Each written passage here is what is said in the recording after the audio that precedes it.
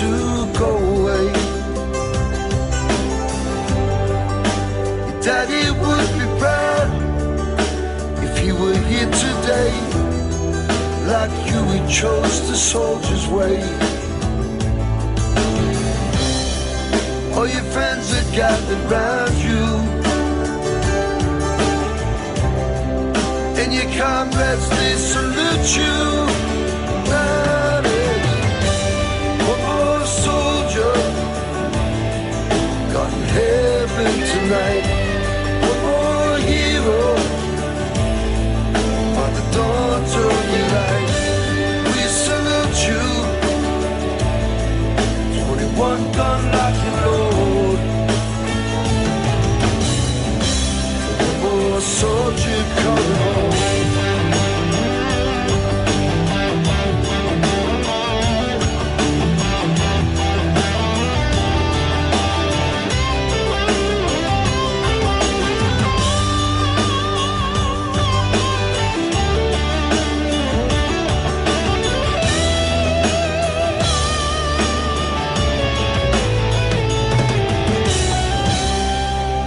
Flags are at half-mast as they take you to your resting place.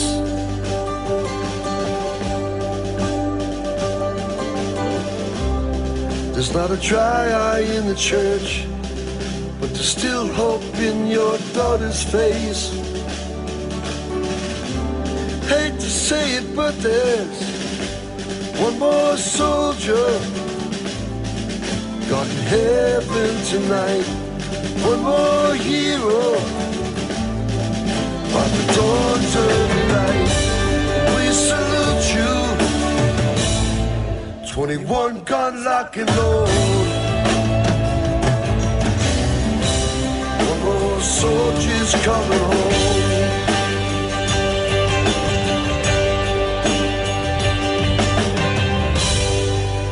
I heard the news today. You're finally coming home.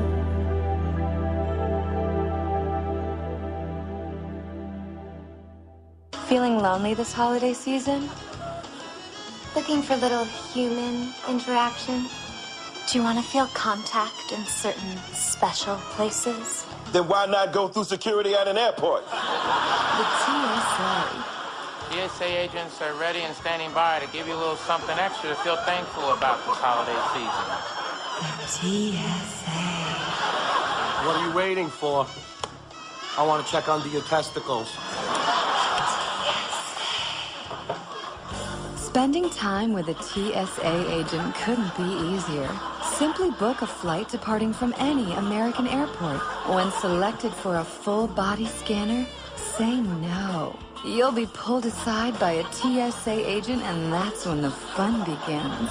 And you never know who your agent will be. It could be me. Or me. Or even me. But it's probably gonna be us. Take off your damn shoe. The TSA.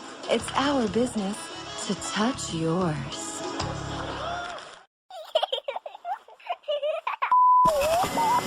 Welcome to the Bureau of Womanhood Conformity. Independent thoughts are considered subversive because all must agree with our leader. When it comes to women, preventive care should include coverage of contraceptive services such as birth control. You see, if you don't believe government should pay for your birth control, you're not a real woman.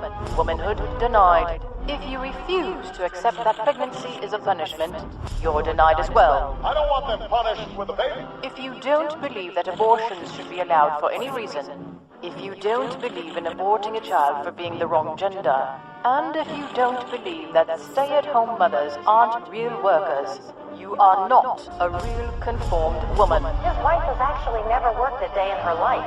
His wife has actually never worked a day in her life. Finally, for your safety, if you oppose mandatory government health care, you will die. They will be voting to say that women can die on the floor. These standards and regulations were formed after our glorious victory in the war on women. Thank you for your cooperation and your conformity.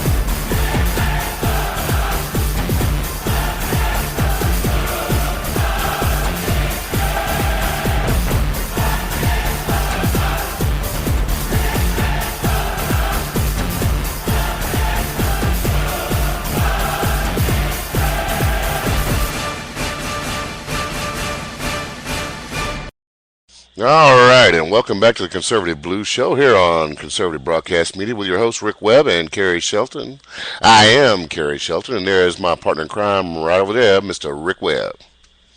No, I'm over here. Yeah. You're on direction. Oh, my bad, buddy. I thought I had you pegged, but you slipped, you zigged when you should have zagged. All right, this is the point where we would normally hit a little Percy Halfcock and give us a lesson on political correctness, but instead today, I thought I'd give us a little Andrew Klavan. What do you think? You can do that. I can do that. You know why? Because I got the buttons right here. So this is Andrew Klavan of PJTV, who's going to explain how you are to behave during an Islamic massacre. And don't go away. We'll be right after this.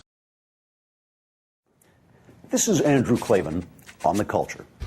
Today, Klavan on the Culture offers a brief course of sensitivity training in how to behave during an Islamic massacre. You see, people tend to act according to their beliefs, and in our global multicultural society, we have to learn to get along with those who have different beliefs and therefore act differently than we do.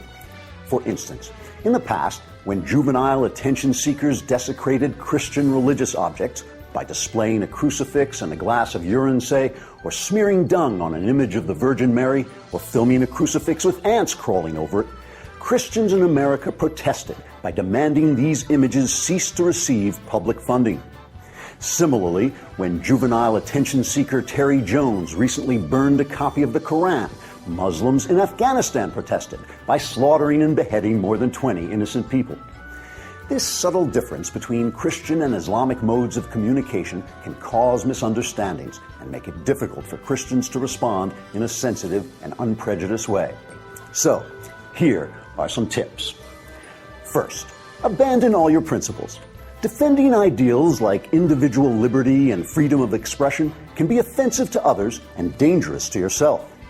Instantly discarding not only your own beliefs, but those that uphold Western culture specifically and human dignity in general can save time by eliminating unnecessary intermediate steps like pretending all religions are equally sound or pasting a coexist bumper sticker on your sad, wimpy little car.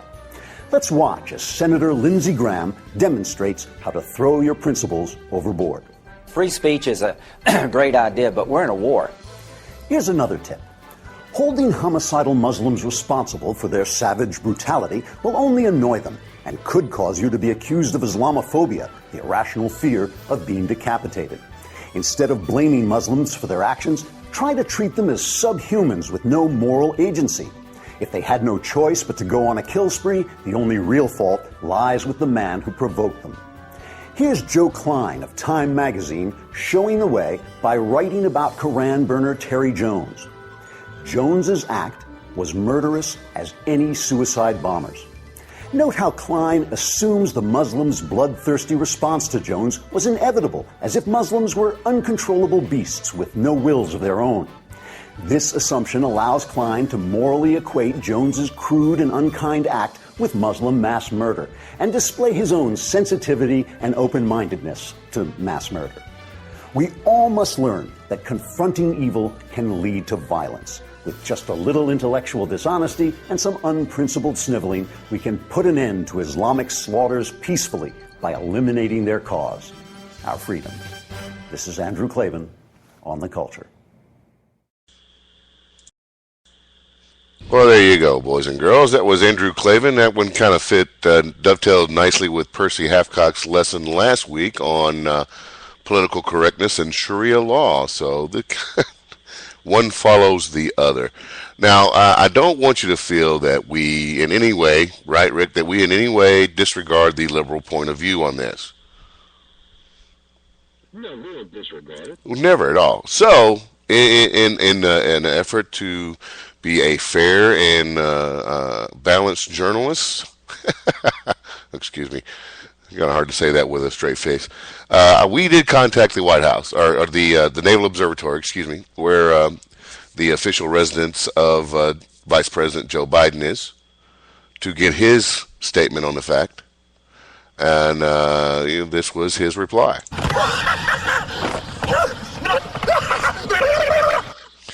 Yeah. Thanks, Joe. Pay attention, boy. I'm cutting, but you ain't bleeding. Yeah, that's that's what they said. All right, there you go. How about that, bub? How about that? Oh, you gotta love Joe. You just gotta love Joe, don't you?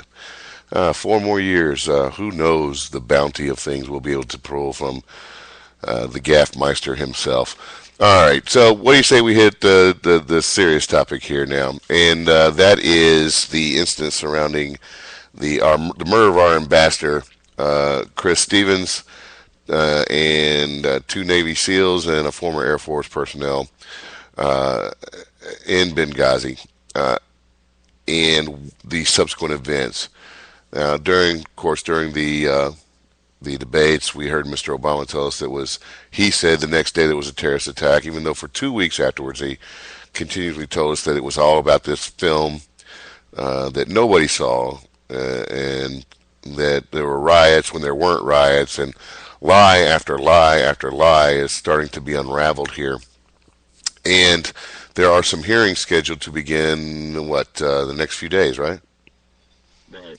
Now, in the intervening time, we've had some developments in the presidential cabinet and some senior leadership positions. Notably, Secretary of State Hillary Clinton is saying that she will not be available to testify due to some travel conflicts.